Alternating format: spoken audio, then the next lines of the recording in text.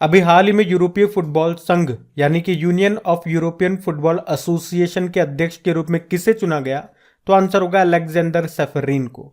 तो अभी अलेक्जेंडर सेफरीन को पुर्तगाल के लिस्बन में आयोजित यूईएफए की बैठक में अभी इसका अध्यक्ष के रूप में फिर से चुना गया है। तो नाम याद रखना है अलेक्जेंडर सेफरीन। ये पहली बार 2016 में union of European football association के 7वें अध्यक्ष बने थे और अब 2027 तक के लिए एक बार फिर से इनको चुन लिया गया है। यूईएफए ये यूरोपीय फुटबॉल का शासी निकाय यानी कि गवर्निंग बॉडी है। आप जानते हो अमेरिका ने अभी किसे भारत में अपना राजदूत एम्बेसडर बनाया? एरिक गारसेटी को। अभी वर्ल्ड हेल्थ ऑर्गेनाइजेशन ने मुख्य वैज्ञानिक किसे बनाया? चीफ साइंटिस्ट सर जेरेमी फरार को। और साइप्रस के प्रेसिडेंट बने थे निकोस क्रिस्टोडोलाइट्स। साइप्रस की कैपिटल क्या होती है? निकोसिया होती है, याद रखना। अच्छा प्रश्न है ये, बढ़ते आगे। चलिए फिर बताइए, अभी हाल ही में national rifle association of India का अध्यक्ष किसे नियुक्त किया गया? तो आंसर होगा कलिकेश सिंह देव को। तो कलिकेश नारायण सिंह देव को national rifle association of India का अध्यक्ष नियुक्त किया गया। उन्होंने किनका स्थान लिया? रनिंदर सिंह का स्थान लिया। रनिंदर सिंह है ना, ये 2010 से लेके 2022 तक यानी कि 12 साल तक इसके अध्यक्ष थे। और वैसे राष्ट्रीय खेल संहिता के अनुसार राष्ट्रीय खेल संघों के प्रमुख 12 साल से ज्यादा अपने पद पर बने नहीं रह सकते, इसलिए 2022 तक वो रहे थे और अब उनके स्थान पे आ गए कलिकेश सिंह देव। और भारतीय राष्ट्रीय राइफल संघ की बात करें, स्थापना होती है 1951 में और ये भारत में शूटिंग खेलों को बढ़ावा देने और लोकप्रिय बनाने के उद्देश्य से इसकी स्थापना की गई थी। इसके संस्थापक अध्यक्ष थे जीवी मावलंकर। कौन थे जीवी मावलंकर? लोकसभा के पहले स्पीकर थे ये। बाकी आप जानते हो एसोचैम के नए अध्यक्ष कौन बने? अजय सिंह। टाटा पावर के एमडी बने थे प्रवीर सिन्हा और टीसीएस के सीईओ बने के कृतिवासन। ये नाम भी न्यूज में थे, ध्यान रखना। बढ़ते आगे।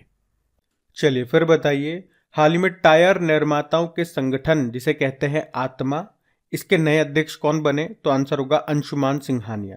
तो जेके टायर एंड इंडस्ट्रीज लिमिटेड के मैनेजिंग डायरेक्टर हैं ये अंशुमान सिंघानिया और इनको भी टायर निर्माताओं का जो संगठन है आत्मा, जिसका मतलब हो गया ऑटोमेटिव टायर मैन्युफैक्चरिंग एसोसिएशन, उसका अध्यक्ष चुना गया है। अभी हमने पढ़ा था सीएट के एमडी सीईओ बने थे अर्नब बनर्जी, उनको इसका उपाध्यक्ष चुना गया है, तो वो नाम भी ध्यान रखना। अभी फिक्की लेडीज ऑर्गेनाइजेशन की 40वीं अध्यक्ष कौन बनी थी? सुधा शिव कुमार। और बीपीसीएल के अध्यक्ष कौन बने थे? जी कृष्ण कुमार बने थे। ये नाम न्यूज में थे, ध्यान रखना। बढ़ते आगे। चलिए फिर बताइए, हाल ही में किसे यूके की रॉयल एयरफोर्स के वारंट ऑफिसर के रूप में नियुक्त किया गया? तो आंसर होगा सुब्रमण्यम को। तो भारतीय मूल के सबबी सुब्रमण्यम को यूके की रॉयल एयरफोर्स के वारंट ऑफिसर के रूप में नियुक्त किया गया है। उन्होंने जैक अल्परट का स्थान लिया है। रॉयल एयरफोर्स की बात करें, ये यूके का हवाई युद्ध और अंतरिक्ष बल है। 1 अप्रैल 1918 को प्रथम विश्व युद्ध के अंत में इसका गठन किया गया था और रॉयल फ्लाइंग कॉर्प्स और रॉयल नेवल एयर सर्विस को फिर से संगठित करके ये दुनिया की पहली स्वतंत्र वायु सेना बन गई थी। बाकी अभी जानते हो भारत के औषधि महानियंत्रक drug controller general of India के अध्यक्ष बने थे डॉक्टर राजीव सिंह रघुवंशी। नीति आयोग के सीईओ बने बीवीआर सुब्रमण्यम और शैलेश पाठक ये फिक्की के सेक्रेटरी जनरल बने थे। इनके नाम भी ध्यान रखना। बढ़ते आगे।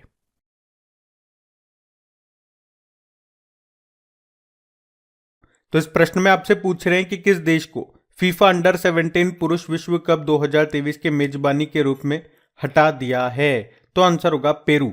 आपको याद होगा जब भी फुटबॉल वाला प्रश्न हम लोग पढ़ते हैं, मैं आपको हमेशा रिवाइज कराता हूं कि 2023 में फीफा अंडर 17 विश्व कप ये कहां पे होगा? पेरू में होगा। पर अब ध्यान रखना, फीफा ने पेरू से उसकी मेजबानी छीन ली है। और ऐसा क्यों किया? क्योंकि पेरू देश इस इवेंट को ऑर्गेनाइज कराने के लिए तैयार नहीं है और न ही अब उसके पास इतना समय बचा है कि वह आवश्यक कार्यों को पूरा कर पाए। अब आपके मन में प्रश्न आएगा, अगर पेरू इसको होस्ट नहीं करेगा तो फिर कौन सा देश इसको होस्ट करेगा? तो अभी ये तय नहीं हुआ है। जब ये तय हो जाएगा तो सबसे पहले क्रिक एग्जाम चैनल पे आपको इसका पता चल जाएगा। तो अगर चैनल पे पहली बार है तो इसे सब्सक्राइब करके बेल आइकन को प्रेस जरूर कर लेना और ऑल नोटिफिकेशन को सेट कर लेना। अगर मैं आपसे पूछूं, अभी FIFA under 17 women's world cup 2022 में हुआ था, भारत में हुआ था, ये याद रखना। उसको किसने जीता था? स्पेन ने जीता था, कोलंबिया को हरा करके। अच्छा, पहले पेरू की बात कर लेते हैं। पेरू साउथ अमेरिकन कंट्री है, इसकी कैपिटल होती है लीमा, करेंसी होती है सोल। अब फुटबॉल से संबंधित कुछ इंपॉर्टेंट प्रश्न मैं आपको फिर से रिवाइज करा रहा हूं, ध्यान से सुनना। अभी आपको पता है दिसंबर में फीफा मेंस वर्ल्ड कप हुआ था 2022 में, जो कि इसका 22वां संस्करण था। कहां पे हुआ था? कतर में हुआ था, और उसका शुभंकर मैस्कॉट क्या था? लाइब। फाइनल अर्जेंटीना और फ्रांस के बीच में हुआ था, तो अर्जेंटीना ने जीता है, फ्रांस उप विजेता रहा। 3 नाम आपको और बताए थे। एक तो लियोनेल मेसी का नाम याद रखना, गोल्डन बॉल अवार्ड जीता। गोल्डन बूट अवार्ड जीता है फ्रांस के किलियन एम्बाप्पे ने, और गोल्डन ग्लव अवार्ड मिला है अर्जेंटीना के एमिलियानो मार्टिनेज को। और अगला वाला जो होगा वो 2026 में होगा, वो 3 देशों में होगा, अमेरिका, कनाडा और मैक्सिको में। अभी 2023 में फीफा महिला विश्व कप भी होगा, 2 देश में होगा, ऑस्ट्रेलिया और न्यूजीलैंड में। उसका मैस्कॉट यानी कि शुभंकर है तजूनी, जो कि एक पेंगुइन है। उसके अलावा 2023 में AFC एशियन कप, ये कतर में होगा, और 2027 वाला सऊदी अरब में होगा। बाकी अभी 76 नंबर की संतोष ट्रॉफी का आयोजन हुआ था, जिसका फाइनल सऊदी अरब में हुआ था। कर्नाटक ने जीता मेघालय को हरा करके। अभी फीफा क्लब वर्ल्ड कप हुआ था मोरक्को में, उसको रियल मैड्रिड ने जीता है। अभी हमने पढ़ा था UEFA यानी कि union of European football association, इसके अध्यक्ष कौन बने? अलेक्जेंडर सेफरीन। और फीफा रैंकिंग अभी आई है, उसमें टॉप पे अर्जेंटीना है, भारत 101वें स्थान पर है। फीफा की बात करें, स्थापना होती है 1904 में, हेडक्वार्टर ज्यूरिख स्विट्जरलैंड में है, और प्रेसिडेंट है गियानी इन्फिनिटो। तो याद रखना ये सारे इंपॉर्टेंट प्रश्न। बढ़ते आगे। फिर बताइए, अभी हाल ही में चर्चा में रही संजीता चानू का संबंध किस खेल से है? तो आंसर होगा भारोत्तोलन, वेटलिफ्टर है वो। तो भारतीय वेटलिफ्टर और 2 बार की कॉमनवेल्थ गेम्स की विजेता रही संजीता चानू पर अभी नाडा ने 4 साल का प्रतिबंध लगा दिया। आपको याद होगा अक्टूबर 2022 में गुजरात में नेशनल गेम्स हुए थे, तो उसमें इन्होंने प्रतिबंधित स्टेरॉइड्स का दवाओं का इस्तेमाल किया था।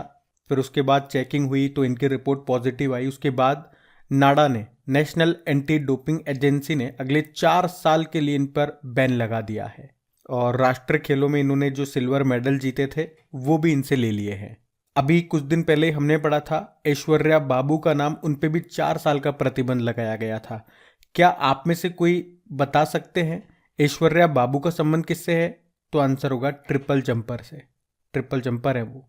नाडा हमने कहा ये भारत के राष्ट्रीय डोपिंग रोधी संगठन है, national anti doping agency full form होगी। स्थापना होती है 2005 में, नई दिल्ली में मुख्यालय है, अध्यक्ष खेल मंत्री होते हैं। और वर्ल्ड वाइड होती है वाडा, वर्ल्ड एंटी डोपिंग एजेंसी, उसकी स्थापना होती है 1999 में। उसका हेडक्वार्टर मॉन्ट्रियल कनाडा में है। ध्यान रखना। बढ़ते आगे। चलिए फिर बताइए, हाल ही में किसने ऑर्लियंस मास्टर्स 2023 पुरुष एकल का खिताब जीता? तो आंसर होगा प्रियांशु राजावत ने। ऑर्लियंस मास्टर्स 2023 ये फ्रांस में आयोजित हुआ, जिसे badminton world federation super 300 event माना जाता है, और इस तरह से ये उनका पहला बैडमिंटन वर्ल्ड फेडरेशन सुपर 300 खिताब है। और इसमें प्रियांशु ने किसे हराया? डेनमार्क के मैग्नस जोहानसन को। आपको बता दूं कि प्रियांशु राजावत उस भारतीय बैडमिंटन टीम का हिस्सा थे जिसने बैंकॉक में 2022 में थॉमस कप जीता था। थॉमस कप पता है ना, पुरुषों का बैडमिंटन टूर्नामेंट, इसको पहली बार भारत ने जीता था। किसे हराया था? इंडोनेशिया को। और महिलाओं का बैडमिंटन टूर्नामेंट होता है उबेर कप, उसको साउथ कोरिया ने जीता था चाइना को हरा करके।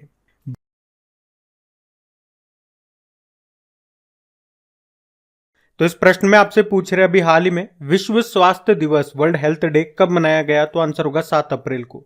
तो हर साल 7 अप्रैल को वर्ल्ड हेल्थ डे के रूप में मनाया जाता है। और 7 अप्रैल को ही क्यों? क्योंकि वर्ल्ड हेल्थ ऑर्गेनाइजेशन की स्थापना हुई थी 7 अप्रैल 1948 में, और इस साल WHO की 75वीं वर्षगांठ है। अच्छा, इस बार की थीम क्या है? हेल्थ फॉर ऑल, सभी के लिए स्वास्थ्य। वर्ल्ड हेल्थ ऑर्गेनाइजेशन की पहले बात करते हैं। स्थापना हमने कहा 7 अप्रैल 1948 में हुई, हेडक्वार्टर जेनेवा स्विट्जरलैंड में है, और इसके सेक्रेटरी जनरल हैं टेड्रोस अधानोम। वैसे हेल्थ यानी कि स्वास्थ्य से संबंधित और भी दिवस होते हैं, जैसे कि एक वर्ल्ड एनवायरमेंटल हेल्थ डे होता है जो 26 सितंबर को मनाते हैं।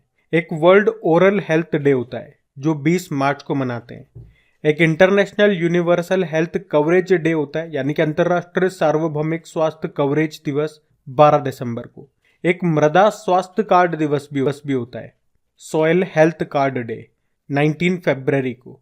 और एक विश्व मानसिक स्वास्थ्य दिवस वर्ल्ड मेंटल हेल्थ डे भी होता है, वो 10 अक्टूबर को होता है। चलिए फिर बताइए, अभी हाल ही में अंतर्राष्ट्रीय अंतरात्मा दिवस कब मनाया गया? तो आंसर होगा 5 अप्रैल को। तो संयुक्त राष्ट्र महासभा यानी कि यूनाइटेड नेशन जनरल असेंबली, ये मानव विवेक के महत्व को पहचानने के लिए हर साल 5 अप्रैल को अंतर्राष्ट्रीय अंतरात्मा दिवस यानी कि इंटरनेशनल डे ऑफ कॉन्साइंस के रूप में मनाती है। ये दिन जाति, लिंग या धर्म के भेद के बिना सभी के लिए शांतिपूर्ण और मैत्रीपूर्ण संबंधों और मौलिक स्वतंत्रता के निर्माण की आवश्यकता को बढ़ावा देता है। पहली बार इसे सन 2020 में मनाया गया था। इस बार की थीम क्या है? Building a culture of peace. तो इस प्रश्न में आपसे पूछ रहे हैं अभी हाल ही में विश्व होम्योपैथी दिवस कब मनाया गया? तो आंसर होगा 10 अप्रैल को। तो होम्योपैथी के संस्थापक थे डॉक्टर सैमुअल हैनीमैन। तो उनकी जयंती के उपलक्ष्य में हर साल 10 अप्रैल को हम ये दिन मनाते हैं, वर्ल्ड होम्योपैथी डे। और इस बार की थीम की बात करें तो वन हेल्थ वन फैमिली इसकी थीम है। और इस दिन को मनाने का उद्देश्य क्या है? होम्योपैथी और दवा के वैकल्पिक रूप में इसके लाभों के बारे में जागरूकता बढ़ाना। वैसे हमारे आयुष मंत्री सर्बानंदा सोनोवाल हैं। आपको याद है 2022 में पहला होम्योपैथी अंतर्राष्ट्रीय स्वास्थ्य शिखर सम्मेलन का आयोजन कहाँ हुआ था? दुबई में।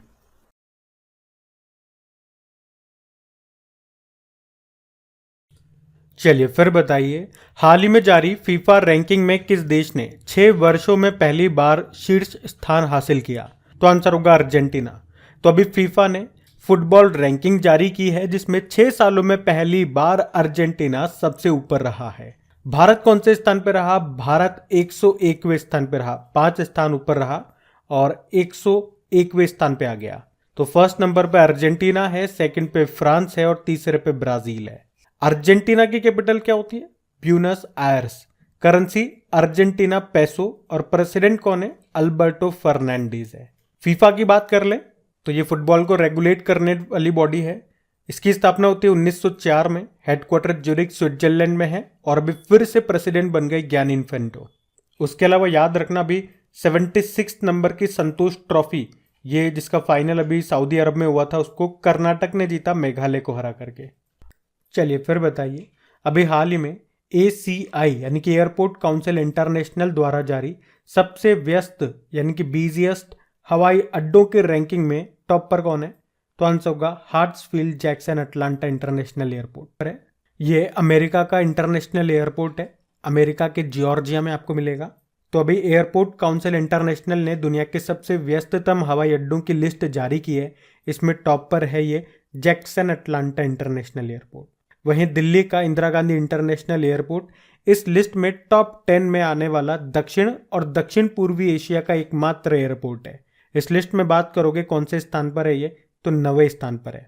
फिर बताइए, अभी हाल ही में जारी फोर्ब्स बिलियनियर्स 2023 सूची में सबसे अमीर खेल मालिक किसे बताया गया? मुकेश अंबानी को। तो अभी हाल ही में जारी फोर्ब्स बिलियनियर्स 2023 की सूची में मुकेश अंबानी को सबसे अमीर खेल मालिक बताया गया है। वे $84.4 बिलियन की संपत्ति के साथ दुनिया के सबसे अमीर स्पोर्ट्स टीम के मालिक हैं। उनकी IPL में टीम है मुंबई इंडियंस। वे एशिया के सबसे अमीर व्यक्ति भी हैं। चलिए फिर बताइए, हाल ही में टाइम 100 की वार्षिक सूची टाइम मैगजीन के पोल में शीर्ष पे कौन रहे, टॉप पे कौन रहे? तो आंसर होगा शाहरुख खान।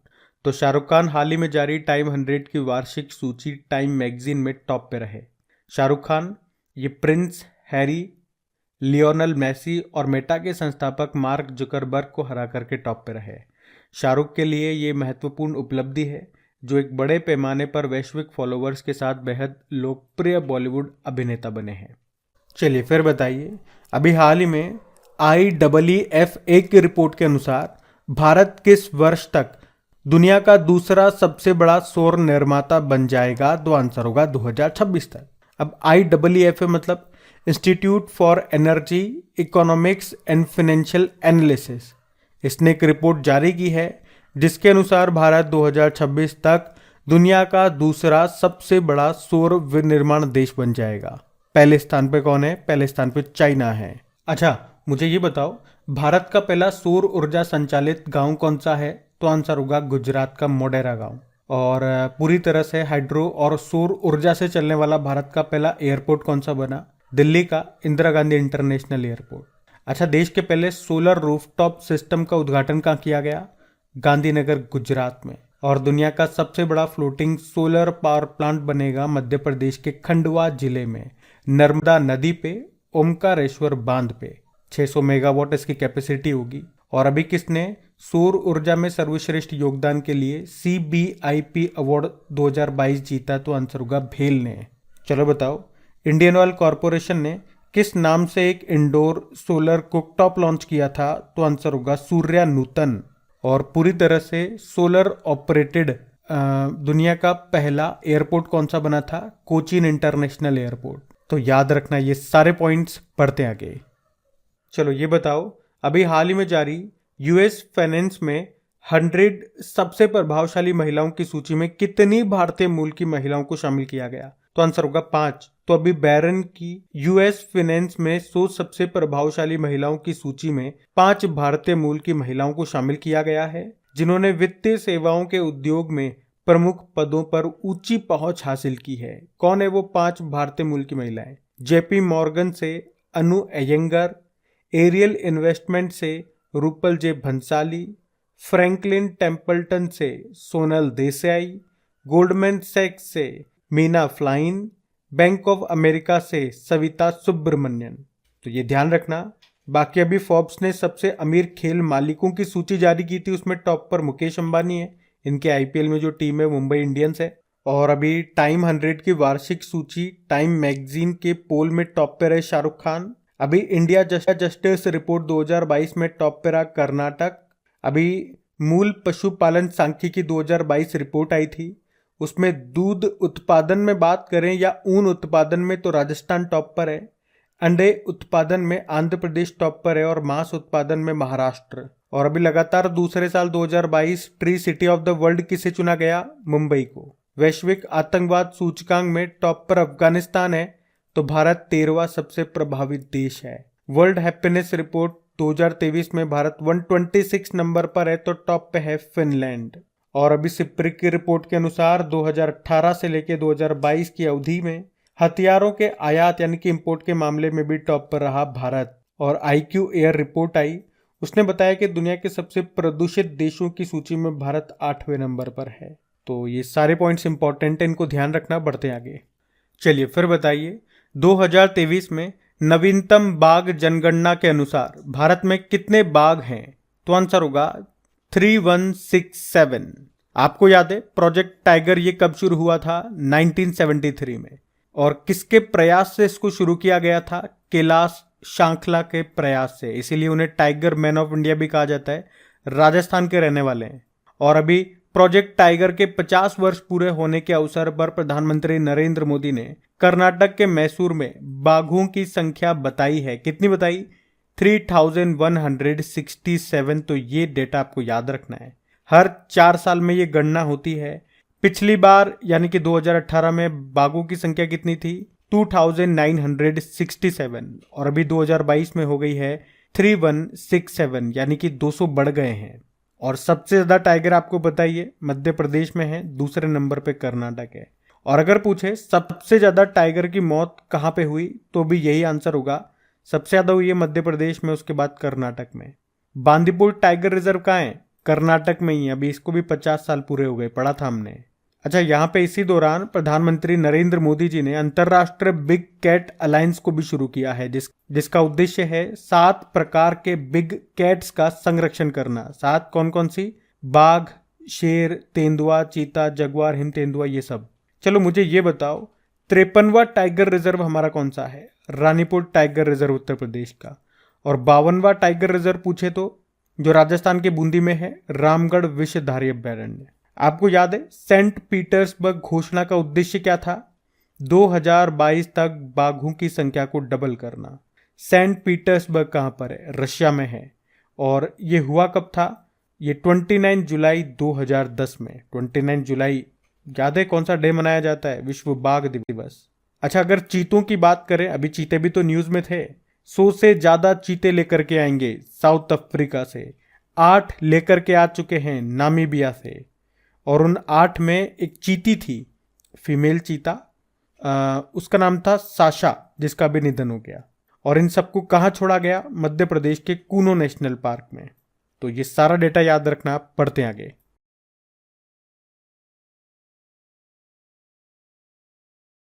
चलो फिर बताओ, अप्रैल 2023 में अंडमान और निकोबार कमान ने कौन से संयुक्त सैन्य अभ्यास का आयोजन किया? तो आंसर होगा कवच।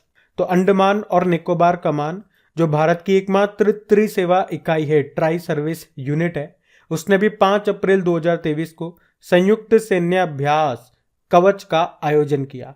इस अभ्यास में सेना, नौसेना, वायुसेना और तट रक्षक बल शामिल थे। अच्छा, पहले तो मैं आपसे पूछूंगा, कवच से आपको कुछ याद आया? भारतीय रेलवे ने स्वचालित ट्रेन सुरक्षा प्रणाली का परीक्षण किया था, उसी का नाम था कवच। मतलब एक ही पटरी पे अगर आमने सामने 2 ट्रेन आ जाएगी तो उनको टकराने से रोकेगा ये सिस्टम। चलिए फिर बताइए, अभी हाल ही में भारतीय नौसेना ने अपतटीय सुरक्षा अभ्यास प्रस्थान, इसका आयोजन कहाँ किया? तो आंसर होगा मुंबई। तो तेल उत्पादन केंद्रों में आपातकालीन स्थितियों से निपटने के लिए नौसेना ने मुंबई बंदरगाह के पास दक्षिण पश्चिम स्थित ग्रेट ड्रिल छाया प्लेटफॉर्म पर यह प्रस्थान अभ्यास का आयोजन किया। इसमें रक्षा, राज्य और नागरिक एजेंसियों ने हिस्सा लिया। चलिए फिर बताइए, संयुक्त युद्ध अभ्यास जिसका नाम है ओरियन 23 का आयोजन ये कहाँ किया गया? तो आंसर होगा फ्रांस। तो संयुक्त अभ्यास ओरियन 23 का आयोजन ये फ्रांस ने किया है। इसमें फ्रांस और नाटो के सदस्य देशों ने इसमें हिस्सा लिया। वैसे इसमें भारत का जो राफेल फाइटर प्लेन है उसने भी हिस्सा लिया। इसमें मतलब भारतीय वायुसेना की गोल्डन एरो स्क्वाड्रन टुकड़ी ने हिस्सा लिया। और आप कह सकते हो ये राफेल का पहला विदेशी अभ्यास है।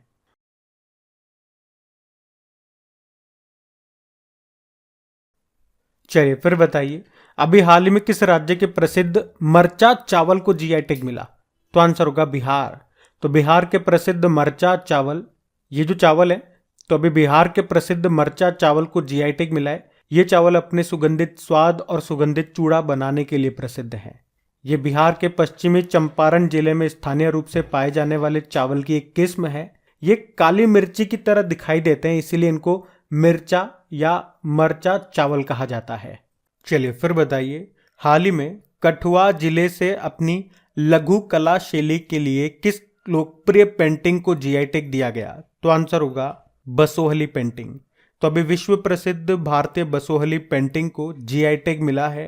ये टैग नाबार्ड के अनुमोदन के बाद मिला है और जीआई पंजीकरण के इतिहास में ये पहली बार है जब जम्मू क्षेत्र के हस्तशिल्प यानी कि हैंडीक्राफ्ट्स के लिए किसी प्रोडक्ट को जीआई टैग मिला हो। तो कठुआ की बसोहली पेंटिंग ये जम्मू क्षेत्र का पहला स्वतंत्र जीआई टैग प्रोडक्ट है। बसोहली ये जम्मू कश्मीर के कठुआ जिले की प्रसिद्ध पेंटिंग है।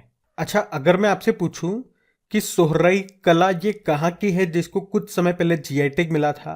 तो झारखंड की है। मिथिला पेंटिंग तो आप बता ही सकते हो, ये बिहार की है। एक प्रश्न का उत्तर आप लोग कर दो, मधुबनी पेंटिंग कहाँ की है जिसको जीआई टैग मिल चुका है?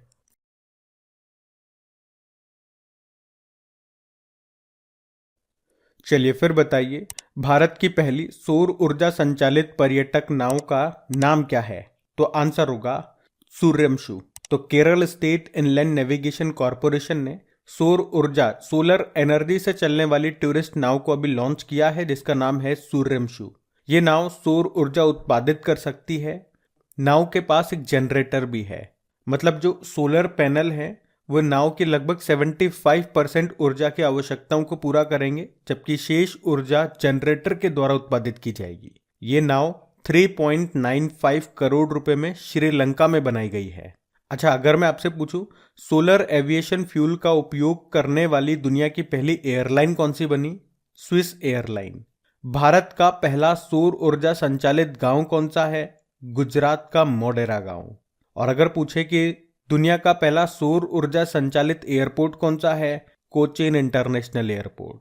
अगर पूछे कि भारत की पहली ग्रीन सोलर पैनल फैक्ट्री ये कहाँ पे बनेगी? उत्तराखंड में। कौन बनाएगा? Luminous power technology. अगर आपसे पूछे पूरी तरह से हाइड्रो और सौर ऊर्जा से चलने वाला भारत का पहला एयरपोर्ट कौन सा है, दिल्ली एयरपोर्ट, वही इंदिरा गांधी इंटरनेशनल एयरपोर्ट। लेकिन अगर आपसे पूछे अभी दुनिया की सबसे लंबी रिवर क्रूज सेवा शुरू हुई वाराणसी और असम के डिब्रूगढ़ के बीच में, उस क्रूज का नाम क्या है, गंगा विलास है। तो ये सारे इंपॉर्टेंट पॉइंट्स मैंने आपको रिवाइज करा है, इनको ध्यान रखना। बढ़ते आगे। चलिए फिर बताइए, हाल ही में किस राज्य में विश्व का पहला एशियाई किंग गिद्ध संरक्षण केंद्र स्थापित किया गया? तो आंसर होगा उत्तर प्रदेश। तो गिद्धों की तेजी से विलुप्त हो रही प्रजातियों को संरक्षित करने के लिए उत्तर प्रदेश के महाराजगंज में विश्व का पहला जटायु एशियाई किंग गिद्ध संरक्षण एवं प्रजनन केंद्र स्थापित किया गया। वैसे 2004 में अंतर्राष्ट्रीय प्रकृति संरक्षण संघ ने गिद्ध की इस प्रजाति को लगभग विलुप्त होने की श्रेणी में रखा था और 2007 में IUCN के द्वारा इसे गंभीर खतरे की श्रेणी में रखा गया था। अच्छा, मुझे आप बताओ, भारत का पहला डुगोंग संरक्षण रिजर्व ये कहां पे स्थापित होगा?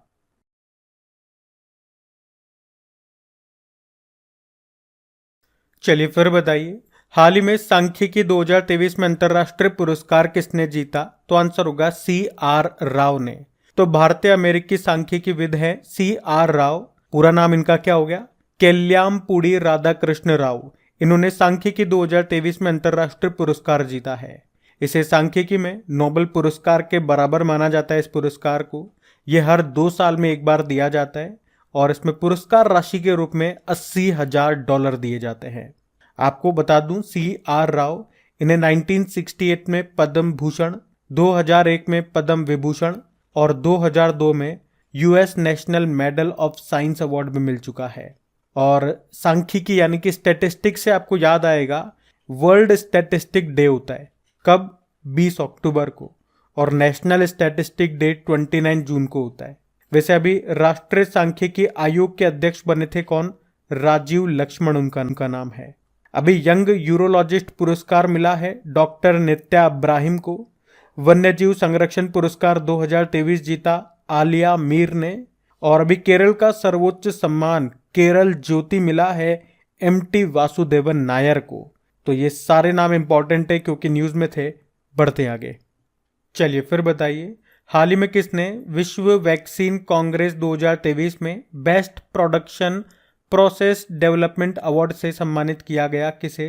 तो आंसर होगा भारत बायोटेक को। पहले तो ये बताओ, वर्ल्ड वैक्सीन कांग्रेस 2023 का आयोजन ये भी कब और कहां हुआ?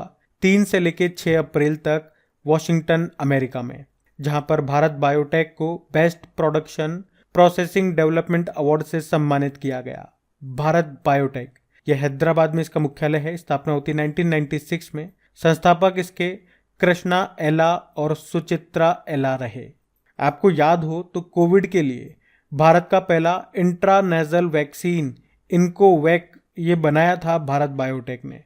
भारत बायोटेक ने ही कोवैक्सीन भी बनाया था, जबकि कोविशील्ड बनाया था serum institute of India Pune ने। तो ये भी ध्यान रखना पॉइंट्स। बढ़ते आगे।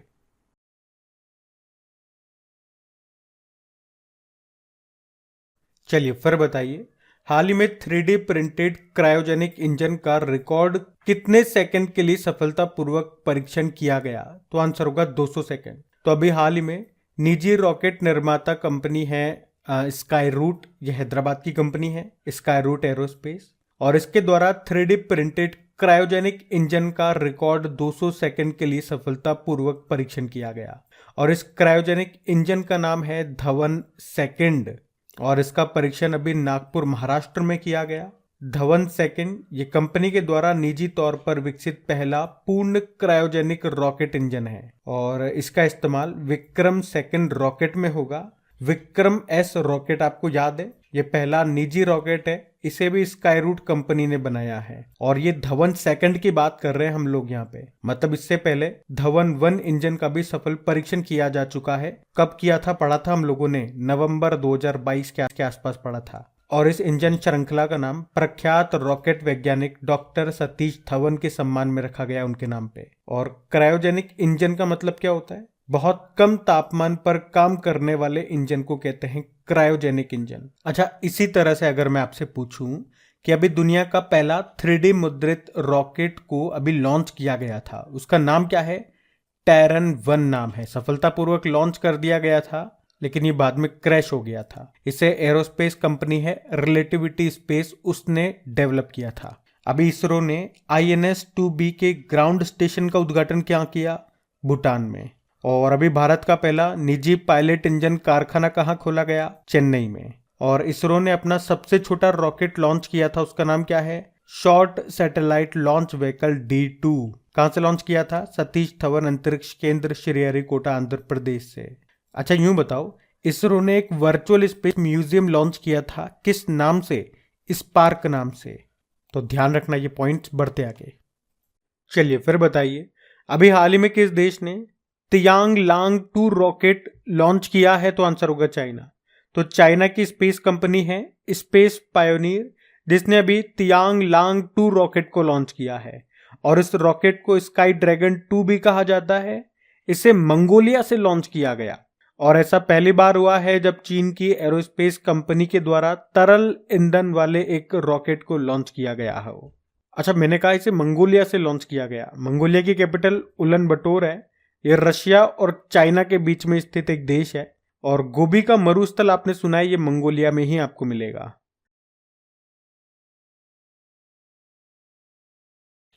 चलिए फिर बताइए, अभी अप्रैल 2023 में हमारे जो गृह मंत्री है कौन? अमित शाह।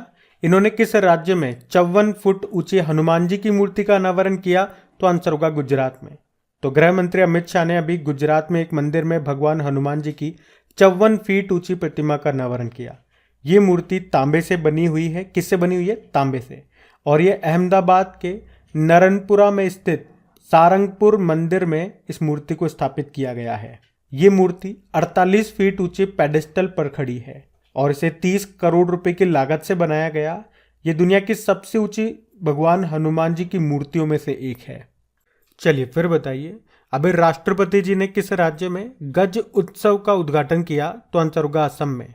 तो अभी राष्ट्रपति द्रौपदी मुर्मू जी ने असम के काजीरंगा राष्ट्रीय उद्यान हाई स्कूल के खेल के मैदान में गज उत्सव 2023 का उद्घाटन किया। ये जो उत्सव है, ये हाथियों के संरक्षण और सुरक्षा को बढ़ावा देने के लिए राष्ट्रीय उद्यान में आयोजित एक वार्षिक उत्सव है, यानी कि हर साल इसका आयोजन होता है। आपको पता है भारत में प्रोजेक्ट एलिफेंट कब शुरू हुआ था? 1992 में। और हाथियों की सर्वाधिक आबादी वाला राज्य, यानी कि सबसे ज्यादा हाथी आपको मिलेंगे कर्नाटक में, उसके बाद असम में मिलेंगे। चलिए फिर बताइए, किस देश ने ई स्कूटर पर प्रतिबंध लगा दिया? तो आंसर होगा फ्रांस। तो फ्री फ्लोटिंग स्कूटर्स का चलन दुनिया भर में तेजी से बढ़ रहा है, और पेरिस जैसे शहरों में इन स्कूटर्स को किराए पर भी दिया जाता है। पर इन स्कूटर्स के चलते होने वाली दुर्घटनाएं भी तेजी से बढ़ रही है, जिसके चलते इन पर प्रतिबंध लगाने का फैसला किया गया। तो अब फ्रांस के पेरिस में 1 सितंबर 2023 से इन ई स्कूटर्स पर प्रतिबंध लगाया जाएगा। चलिए फिर बताइए, हाल ही में कृषि और बागवानी फसलों के सर्वेक्षण के लिए दृश्य योजना ये कहाँ शुरू हुई? तो आंसर होगा हरियाणा में। दृश्य, इसका मतलब होता है drone imaging and information service. तो अभी हरियाणा सरकार ने कृषि और बागवानी फसलों के सर्वेक्षण के लिए ये दृश्य योजना को शुरू किया है।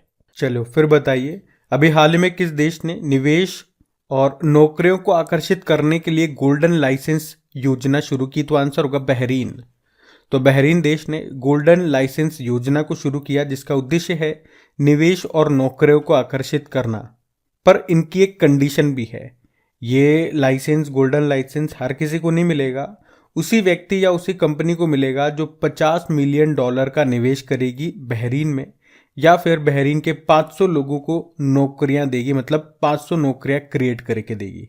अब जो भी निवेशक है या जो भी व्यक्ति है या जो भी कंपनी है, वो पूछेगी कि भैया ठीक है, लेकिन हमें क्या फ़ायदा मिलेगा? तो अगर आपको ये गोल्डन लाइसेंस मिल जाएगा तो आपको क्या क्या फ़ायदे मिलेंगे? एक तो भूमि अधिग्रहण में, लैंड एक्विजिशन में प्राथमिकता होगी, यानी कि सरकार जल्दी से जल्दी भूमि प्रोवाइड आपको करा देगी आपकी कंपनी के लिए।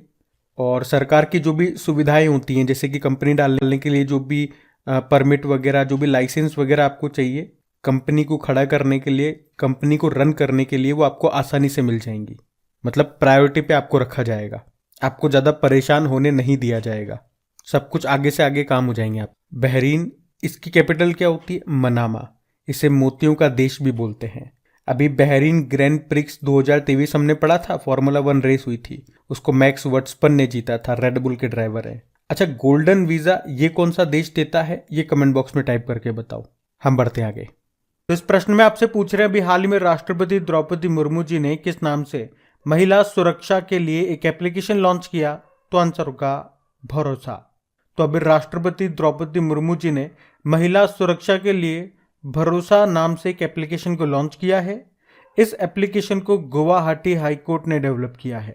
तो संकट की स्थिति में महिलाएं इस एप्लीकेशन के जरिए इमरजेंसी कॉन्टैक्ट नंबरों पर SOS मैसेज भेज सकती है और इस मैसेज के साथ अधिकारियों को फौरन लोकेशन भी मिल जाएगी और तत्काल मदद पहुंचाई जा सकेगी।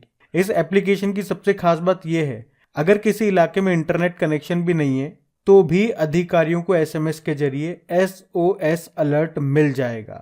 SOS का मतलब होता है सेव अवर शिप, या कई जगह इसको सेव अवर सोल भी कहा जाता है। अच्छा, चलिए फिर बताइए, हाल ही में भारत के लिए वनडे में पहला चौका लगाने वाले पूर्व क्रिकेटर का निधन हो गया, नाम बताओ उनका। तो आंसर होगा सुधीर नायक। तो भारत के पूर्व बल्लेबाज सुधीर नायक का भी निधन हो गया। 1974 में भारत के लिए वनडे में पहला चौका लगाने वाले 78 वर्षीय सुधीर नायक थे, जिनका भी निधन हो गया। उन्होंने भारत के लिए 3 टेस्ट और 2 वनडे खेले थे। और मैं आपको बता दूं, अभी झारखंड के शिक्षा मंत्री जगन्नाथ महतो का भी निधन हो गया। चलो बताओ, अभी हाल ही में ई खरीद में पूर्वोत्तर में सर्वश्रेष्ठ प्रदर्शन करने वाला राज्य कौन सा बन गया? तो आंसर होगा त्रिपुरा। तो अभी त्रिपुरा उत्तर पूर्वी क्षेत्र में ई प्रोक्योरमेंट के लिए सर्वश्रेष्ठ प्रदर्शन करने वाला राज्य बन गया। ई प्रोक्योरमेंट, इसका मतलब क्या हो गया? ये एक प्रक्रिया है जिसके माध्यम से संगठन इलेक्ट्रॉनिक रूप से वस्तुओं और सेवाओं की खरीद करते हैं। चलिए फिर बताइए, अभी हाल ही में किस समिति की सिफारिश पे केंद्र सरकार ने नए गैस मूल्य निर्धारण फॉर्मूले को मंजूरी दे दी है? तो आंसर होगा किरीट पारिक समिति। तो अभी भारत सरकार ने गैस मूल्य निर्धारण पर किरीट पारिक पैनल के सुझावों को स्वीकार कर लिया है।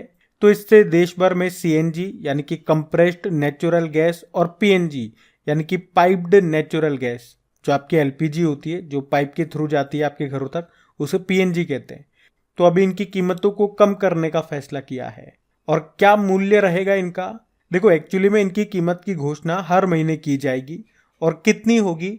तो भारतीय कच्चे तेल की अंतर्राष्ट्रीय जो कीमत होगी उसका 10% कर लो, यही इनकी कीमत होगी। तो इससे क्या फायदा होगा? इससे PNG और CNG की कीमतों में कमी आएगी। कितनी कमी आएगी? 10% तक की कमी आएगी। अब आप ये भी सोच रहे होंगे, मान लो अगर कच्चे तेल की कीमत बहुत ज्यादा हो जाती है तो उसका 10% भी ज्यादा होगा, तो हमारे लिए तो नुकसान की बात हो गई। और उसी तरह से उल्टा भी आप सोच सकते हो, अगर कच्चे तेल की कीमत बहुत ज्यादा कम हो गई तो उसका 10% भी कम हो जाएगा, यह हमारे लिए फायदे का बात हो जाएगा। तो ऐसा नहीं है, यहाँ पे इन्होंने इस कंडीशन में एक मिनिमम और एक मैक्सिमम कीमत तय कर दी है। अगर कच्चे तेल की कीमत बहुत ज्यादा हो जाती है तो इन्होंने जो एक लिमिट डिसाइड की है उससे ऊपर कीमत नहीं जाएगी। उसी तरह से अगर बहुत कम हो जाती है तो एक मिनिमम कीमत इन्होंने डिसाइड कर ली है, उससे नीचे कीमत नहीं जाएगी। और कितना रखा है मिनिमम और मैक्सिमम इन्होंने लिमिट? तो $4 से कम नहीं होगा, $6.5 से ज्यादा नहीं होगा। अच्छा, इसी तरह से LPG गैस कनेक्शन उपलब्ध कराने के लिए केंद्र सरकार ने उज्ज्वला योजना शुरू की थी। 1 मई को शुरू की थी बलिया UP से। और उज्ज्वला योजना 2.0 ये महोबा UP से शुरू की थी 10 अगस्त 2021 में। चलो ये बताओ, दलदली भूमि और धान के खेत से कौन सी गैस निकलती है? CH4 यानी कि मीथेन गैस। और वैसे पेट्रोल में कितने प्रतिशत इथेनॉल मिलाने का लक्ष्य रखा गया? 20%। कब तक? 2025-26 तक। तो ये सभी पॉइंट्स ध्यान रखना। बढ़ते आगे। चलिए फिर बताइए, अभी हाल ही में राष्ट्रपति द्रौपदी मुर्मू जी ने किस लड़ाकू विमान में उड़ान भरी? तो आंसर होगा सुखोई 30 MKI। तो भारत के राष्ट्रपति द्रौपदी मुर्मू ने कहां से? असम के तेजपुर वायु सैन्य स्टेशन में सुखोई 30 MKI लड़ाकू विमान में एक ऐतिहासिक उड़ान भरी। और इस तरह राष्ट्रपति Droupadi Murmu Sukhoi 30 MKI fighter jet में उड़ान भरने वाली देश की दूसरी राष्ट्रपति बन गई। तो पहली कौन थी? प्रतिभा देवी सिंह पाटिल। और अगर पूछे कि किसी भी युद्धक विमान में उड़ान भरने वाली देश की चौथी राष्ट्रपति कौन बनी है? तो आंसर होगा यही द्रौपदी मुर्मू जी।